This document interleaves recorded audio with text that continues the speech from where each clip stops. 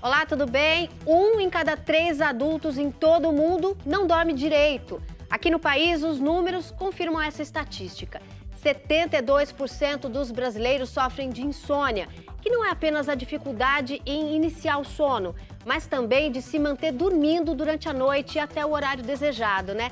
Quem sofre desse mal muitas vezes até dorme um pouco, mas desperta muito antes do que gostaria. Para driblar essa dificuldade, tem quem recorra aos medicamentos, o que preocupa especialistas, já que algumas drogas podem causar dependência. Bom, vamos entender aqui na opinião por que algumas pessoas dormem muitíssimo bem, obrigada, e outras simplesmente não conseguem descansar. É possível ter um sono de qualidade apenas mudando hábitos? Para discutir esse assunto, convidamos a médica neurologista Dalva Poiares, que é professora do Departamento de Psicobiologia da Universidade Federal de São Paulo. Comigo também o educador físico e escritor Márcio Atala, que é pós-graduado em nutrição e especialista em qualidade de vida. Muito obrigada pela presença de vocês, é um prazer receber vocês aqui no Opinião. Bom, Dalva, por que tem gente com tanta dificuldade para dormir, pessoas que, como eu, deita e dorme ali em poucos segundos, né? O que nos diferencia? É genética? É a qualidade de vida? Seja bem-vinda. Olá, obrigada pelo convite. Muito bacana estar aqui com vocês. Bem, o que você falou é muito preocupante. Realmente, 70% tem queixa de sono. Mas, se essas pessoas tivessem um estilo de vida que fosse apropriado, uma oportunidade adequada de sono, um ambiente adequado, esse número diminuiria. Então, existem os fatores ambientais, sim, os fatores socioeconômicos, né? A cultura também de que devemos dormir pouco, etc, etc. Mas existe sim um fator, uma predisposição genética, por exemplo, para a insônia e para a apneia do sono, que é outro distúrbio bastante comum. Por exemplo, a obesidade atrapalha muito o sono, né? Então, existem fatores orgânicos, vamos dizer, da pessoa, e existem os fatores ambientais. Esse conjunto pode, vamos dizer assim, detonar a qualidade e a quantidade de sono. Bom, Atala, ela já deu um pouquinho um spoiler aí, né, da importância da qualidade de vida para você ter um sono de qualidade, né? Como é que você vê essa questão? Quais são esses fatores ambientais e de estilo que a gente pode mudar para ter um sono melhor? Como a Dalva bem falou, é multifatorial, né? Então, quando a gente pega, por exemplo, uma sociedade nossa, que tem quase 70% das pessoas acima do peso, quase 30% obesa, e obesidade pode ser um fator de risco para, por exemplo, a apneia do sono, onde você tem 70% da população que é sedentária, e a gente sabe que o sedentarismo também influencia na qualidade do sono. E uma coisa que ela falou que é muito importante, nosso meio ambiente. Eu lembro de uma palestra que eu fui dar no interior de Minas, numa cooperativa de leite. E nas minhas palestras eu sempre abordo o sono, que é um tema muito sensível a muitas pessoas nas grandes empresas. E quando eu perguntei lá para uma plateia de quase 400 pessoas quem dormia mal, menos de 5% das pessoas levantaram a mão. Então, no meio ambiente, onde eles tinham muito menos acesso à notícia, que eles dormiam muito mais cedo, que eles acordavam cedo, quer dizer, o meio ambiente favorecia um estilo de vida melhor. O que eu estou querendo dizer com isso? Nosso meio ambiente hoje, ele não dá para o nosso corpo aquilo que o nosso corpo foi programado para ter, que é movimento, que é um bom descanso, que é não ter acesso a tanta informação mais do que a capacidade do nosso cérebro de reter. Então, quando você vai juntando todos esses pontos, isso bate inevitavelmente num sono de pior qualidade e não com a quantidade de horas apropriadas. Agora, Dalva, você trouxe a questão da apneia do sono, né? Que é quando a pessoa tem aquela falta de ar, me corrija aí com os termos técnicos, ela tem aquela interrupção da respiração, então ela sai daquele sono profundo e ela acorda, né? Por isso que ela tem um sono de uma qualidade ruim. Existem outras doenças que também podem levar à insônia? Existem pessoas que têm a apneia do sono, que é uma interrupção da respiração intermitente ao longo da noite, mas o nosso cérebro nos desperta para que você volte a restabelecer a sua ventilação durante o sono. E isso pode acontecer sem a pessoa perceber. Portanto, isso pode acontecer até 60 vezes por hora. de sono e a pessoa não percebe. E não consegue descansar também, sem entender. Exatamente, então ela terá uma qualidade de sono ruim. E isso impacta, por exemplo, na falta de disposição para atividade física, ela é cansada. Impacta no atenção, concentração, no desempenho no trabalho, né? Então, ou seja, em última instância, dormir mal impacta na qualidade de vida. Portanto, a gente sempre enfatiza que dormir é importante para você desempenhar. E não o contrário, não dormir para desempenhar bem. Pegando esse gancho dela, né? Você acorda cansado, não sabe por quê e fala, ai, não vou para academia, não vou caminhar, não vou correr. Isso leva a um efeito cascata, né? Você fica ali rodando em círculo. Você tem o ciclo vicioso e o ciclo virtuoso, né? Então, quando você dorme mal, nesse dia, você comparado com você mesmo, em média, você chega a consumir de 300 a 350 calorias a mais. Porque você está mal. Porque você produz mais o hormônio da fome, menos da saciedade, mais o do estresse. Então, você já come mais. Você se movimenta de 10% a 15% menos, porque é exatamente o que você falou. Eu estou cansado, eu não vou ali de carro, vou ali de ônibus, não vou na academia, enfim. Você já se movimenta menos. E quando você dorme mal, você é uma pessoa muito mais irritada, seu estado de alerta é pior, sua concentração é pior, sua memória, aprendizagem, tudo fica prejudicado. Só que, se você for em qualquer especialista de sono, ele vai falar da higienização do sono, de coisas importantes que você deveria fazer para melhorar o seu sono. Talvez uma das primeiras coisas que eles peçam é faça atividade física. Um dos sistemas que regula o nosso sono, ele vai responder muito bem à quantidade de energia que a gente produz ao longo do dia, né? Então, é importante que você faça atividade física. Não usar álcool para induzir sono, diminuir luminosidade é fundamental. Inclusive a da tela, né, Atala? E as pessoas levam a tela para a cama. E um dos sistemas que regula o nosso sono é o ciclo circadiano. Então, se você está estimulando o seu cérebro com luminosidade, por mais que você tenha uma facilidade em pegar no sono, talvez esse sono não seja na qualidade que ele deveria ter.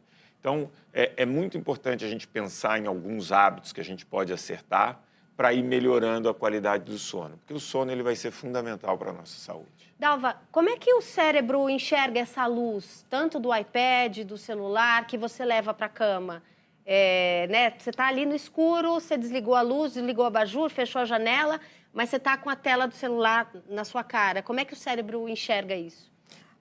Existem dois vilões. Um deles é a luminosidade, que hoje em dia, né, lança-se mão de protetores, né, justamente para o tipo de luz que te deixa, vamos dizer assim, bloquearia a sua melatonina natural. Porque uma película, né, no aparelho.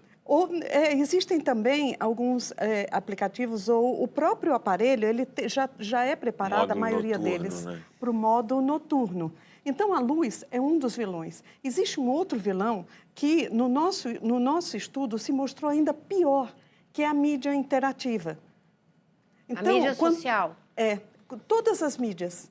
Quanto mais interação, mais retarda o início de sono, mais estimula o cérebro. O cérebro não está entendendo que você quer dormir, é isso? Porque você está sendo estimulado naquele momento. Então, se você vê alguma coisa, você quer responder ou você quer conectar com outro, com outra coisa, e isso gera vamos dizer assim, um alerta. Isso aumenta alguns neurotransmissores, algumas substâncias no cérebro que te deixam mais desperto no momento em que você já deveria estar preparando para o sono. O escuro total também pode ser angustiante. Se imagine sem sono num lugar completamente escuro. Então, um pouquinho de luz amarela, rotinas agradáveis, existem várias coisas que nós podemos discutir que podem, de fato, ajudar. Bom, existem pessoas que recorrem aos remédios para lidar com a insônia, né? Como eu disse na abertura do programa. O Zolpidem é um desses medicamentos que são receitados para solucionar a falta de sono. Porém, os efeitos colaterais causados pelo fármaco e as suas altas chances de vício têm causado preocupação. A gente conversou com o Paulo André da Silva, que é professor de informática, e ele contou para a gente a experiência dele com o Zolpidem após 8 anos sofrendo de insônia.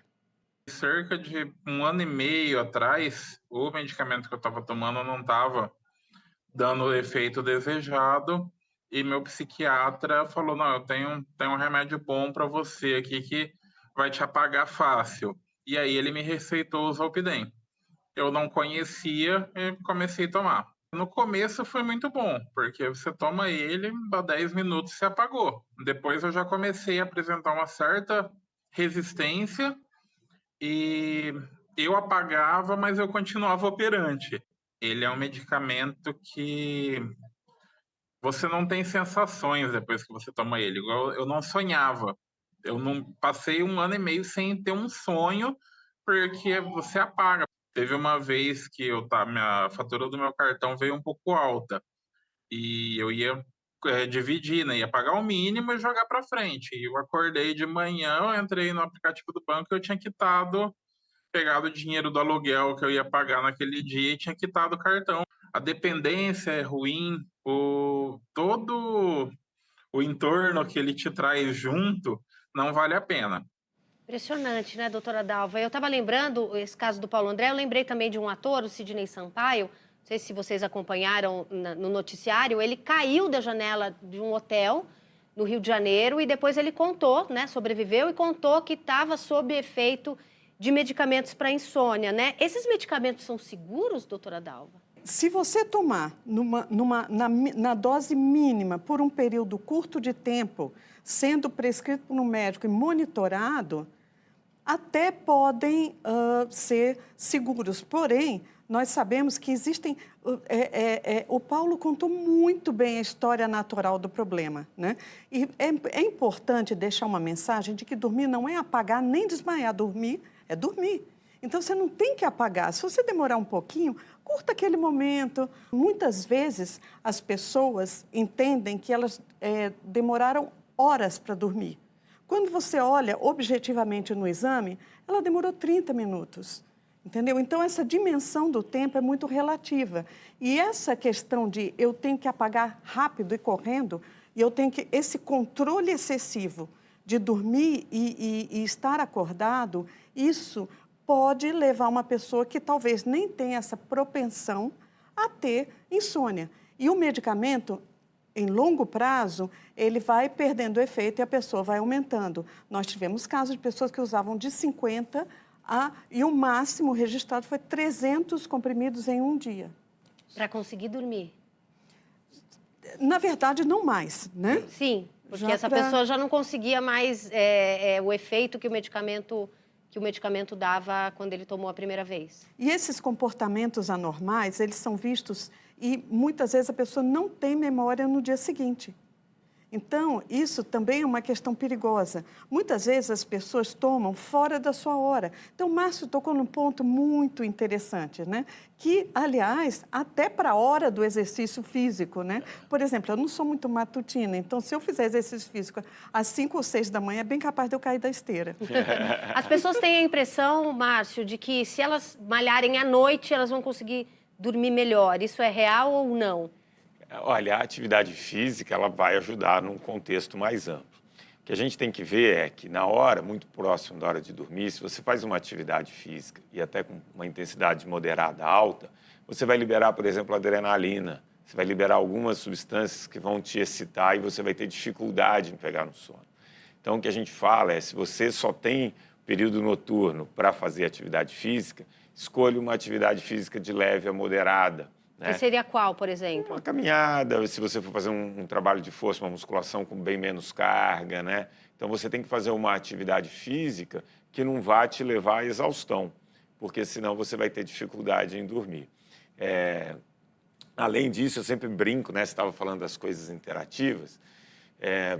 Quando eu assisto um jogo de futebol do meu time, né? Que é aquele jogo que vai para os pênaltis, aquele sofrimento, você não consegue desligar a televisão e dormir. Né? Você fica com aquilo na cabeça. Com a atividade física é muito parecido, né? Então tem o pessoal que fala, vou jogar aquela peladinha à noite. Aí o cara chega em casa e fica 3 horas na cama fritando. Né? Então é importante a gente pensar e entender a nossa rotina. Claro, eventualmente você faz esse joguinho, é sábado e tal, está no pacote. Mas ter uma rotina que inclua uma atividade física e prestar atenção em outras variáveis, pode melhorar muito a qualidade do sono.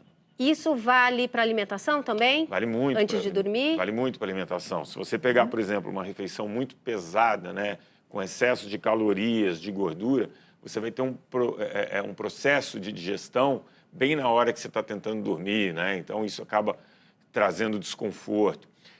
Usar o álcool como indutor de sono é muito ruim. Apesar da pessoa pegar rápido no sono, o sono ele é muito fracionado, de péssima qualidade.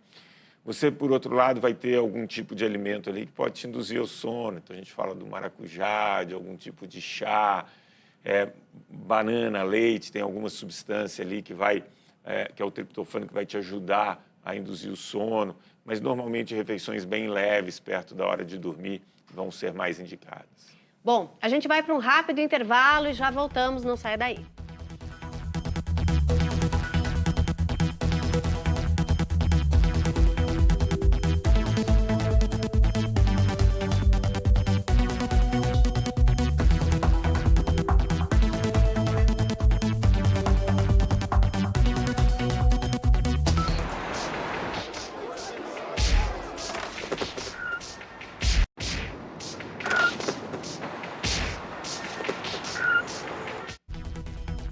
Estamos de volta com opinião com a gente, a médica neurologista Dalva Poiares e o educador físico e escritor Márcio Atala.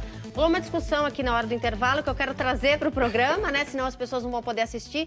Está falando da relação de alimentação e de emagrecimento, né? Se você se preocupa com a alimentação e não dorme bem, Atala, não adianta nada, é isso? A gente estava conversando, uma noite mal dormida, você comparado com você mesmo, no dia seguinte você vai comer mais calorias. Mas a Dalva estava trazendo um estudo aqui muito interessante em relação ao diabetes, né? Que aquelas pessoas que cuidam da alimentação, têm alimentação bonitinha, consomem fibras, não estão consumindo excesso de calorias, mas têm privação de sono, elas manifestavam, né, Dalva, o diabetes mesmo assim. E a atividade física e o sono, elas têm um poder mais preciso em relação a isso. Então, é um pilar importante quando a gente pensa no caso da diabetes, por exemplo. Exatamente. Se você tem problema, né, de predisposição para diabetes, né, o que muitas pessoas chamam de pré-diabetes, enfim, alguma resistência à insulina, algum problema com a glicemia, e você dorme pouco, por melhor que seja a sua dieta. Agora, o que o Márcio falou, sim, porém, a atividade física, ela tem um valor nesse cenário maior do que a dieta, por incrível que pareça. É claro que você manter uma dieta saudável terá outros benefícios. Nós estamos falando especificamente para a regulação do açúcar no sangue. Uhum. Bom, e a gente foi às redes sociais para perguntar para os internautas se eles têm problemas para dormir. Eles responderam usando a hashtag Opinião na Cultura. Bom, o @junior_OZSP disse: há períodos que durmo pouco e mal, preocupações, tenho sintomas clássicos, irritação, falta de concentração, etc. E observo sempre que durmo mal que ele tem dores musculares, já precisou tomar indutores de sono. Aí eu estiquei a conversa com ele, perguntei se ele ainda toma remédio, só de vez em quando. Aí ele disse que nunca mais precisou, que foi um período muito sério de depressão. E ele disse que diminuiu cafeína, diminuiu telas e colocou a atividade física dele, Atala. Daí ele disse, a idade está chegando e diminuindo a melatonina. Duas perguntas. Ele fez toda a mudança de higiene do sono que você falou, né? O caminho é esse mesmo? Isso com certeza vai ajudar muito a qualidade do sono, né? O que eu queria chamar a atenção, e a Dalva pode falar, é que é normal na nossa vida a gente passar por períodos que você está com um problema maior, uma maior tensão, e aí você vai dormir mal, sei lá, 15 dias. Isso faz parte, né? E aí, num momento específico, buscar um auxílio para aquela realidade, mas é muito importante você não terceirizar esse problema. Resolvendo isso, o que o internauta fez é a melhor coisa. Ele mudou o estilo de vida e conseguiu ter um sono de qualidade. Mas todo mundo vai passar por um período de preocupação, né? De preocupação, de problemas. E ele fala outra coisa aqui, Dalva, eu queria trazer para você, que é a história da melatonina. Né? Tem gente que toma melatonina, que busca melatonina na farmácia, que importa dos Estados Unidos, já ouvi de tudo. O que é a melatonina? Qual que é o impacto dela nessa questão do sono? Totalmente concordo com o ponto de vista do Márcio. Nós podemos passar por períodos de estresse, né? E, muitas vezes, esse estresse é um desencadeante, não é causa, para uma insônia crônica, né? E o internauta, como bem disse o Márcio... O Júnior, ele adotou as melhores medidas. Eu acrescentaria a isso a regularidade do sono. E aí entra a melatonina. Você tem... A nossa melatonina natural, ela vai aumentando ao longo da noite. E de manhã, quando você acorda, ela tem que estar no pico mínimo. Se você faz uma suplementação inadequada, você pode acordar com sono, porque você pode alterar essa queda que é necessária. Tá? Então, não faz nenhum sentido uma suplementação, por exemplo, durante o dia, né? A melatonina, ela te prepara para o sono e também para o jejum durante a noite, né? Existem poucas indicações para suplementação de melatonina. E as melatoninas que vêm dos Estados Unidos, isso está disponível nos dados da Academia Americana de Medicina do Sono, mostrando que, além de não serem necessariamente puras, existem outros componentes adicionados. A dose no mesmo lote varia muito. Então, muito cuidado com essas... né, essas melatoninas. Então, recapitulando, a melatonina é alguma coisa que o nosso corpo produz, certo? Você pode diminuir essa produção com a idade. O idoso, ele produz mesmo, mas não quer dizer que ele precise repor. Né? Então, a gente não pode fazer o mesmo raciocínio, por exemplo, da famosa vitamina D.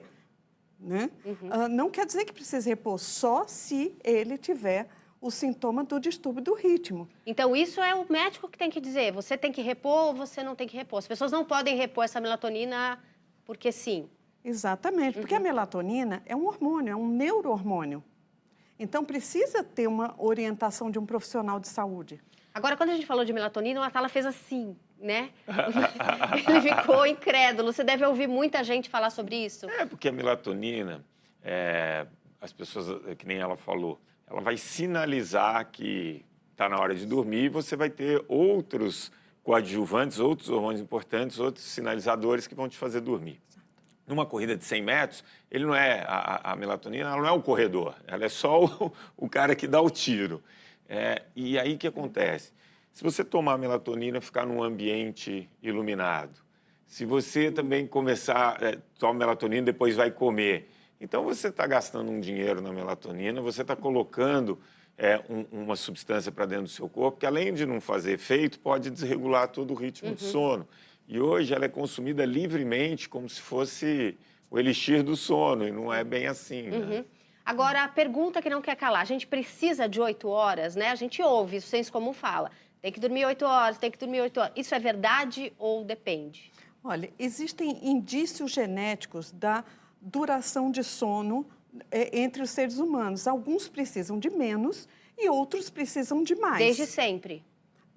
Desde sempre. Agora, é claro que, por exemplo, comunidades que vivem no escuro, à noite, comunidades, por exemplo, algumas comunidades indígenas, existem trabalhos mostrando que eles dormem mais cedo e acordam mais cedo e têm uma duração mais homogênea na própria comunidade. Porém, o que os estudos mostram é que, na média, nós não estamos falando de um dia, na média, dormir menos do que 6 horas traz malefícios para a saúde em longo prazo. Outros estudos já mostram que entre 7 e 8,5 horas concentra na população em geral, concentra os que têm melhor saúde e que vamos dizer, são mais felizes, desempenham bem, têm melhor saúde física e mental. Agora tem uma questão cultural que diz que se você dorme menos é porque você trabalha mais, né? Matérias falando, eu durmo só 5 horas por noite, eu acordo cedo para responder e-mail, para estudar. Isso é uma questão cultural, que não é verdade para todo mundo, né, Atala? Eu acho que tem uma frase de um grande especialista de sono, Matthew Walker, que ele fala o seguinte, se eu puder ter uma porcentagem e arredondar para cima de pessoas que dormem menos de 6 horas e estão plenamente restabelecidas, essa porcentagem é 0. Então, assim, 6 horas é o mínimo, e isso foi muito valorizado durante muito tempo. Então, aqueles workaholics, eu durmo 3, 4 horas porque eu quero produzir, não sei o quê. Se você dorme muito, você não vai chegar lá, né? Isso, e na verdade você tem uma associação direta, a Dalva pode falar bem melhor, que menos de 6 horas você tem muito mais chance de demência, Alzheimer, outras doenças da mente numa terceira idade. Então, assim, eu não acredito que vale a troca. E mesmo assim, se essa pessoa dormir mais, eu tenho certeza que nas horas que ela for trabalhar, ela vai ser mais produtiva, com estado de alerta melhor, aprendizagem, enfim, é muito mais efetivo. Bom, eu queria agradecer muitíssimo, né, a presença, a participação da médica neurologista Dalva Poiares, que é professora adjunta do Departamento de Psicobiologia da Universidade Federal de São Paulo, e também o educador físico e escritor Márcio Atala, que é pós-graduado em nutrição e especialista em qualidade de vida. Muito obrigada pela presença de vocês. E queria agradecer também a você que esteve com a gente aí do outro lado da tela, também quem participou dando sua opinião nas redes sociais. Se você quiser rever esse programa, passar para alguém que não dorme direito, manda o link do YouTube ou então pede para essa pessoa baixar o aplicativo Cultura Play. Assista aos programas da TV Cultura quando e onde quiser, de graça. Muito obrigada mais uma vez, a gente se vê quinta que vem. Tchau!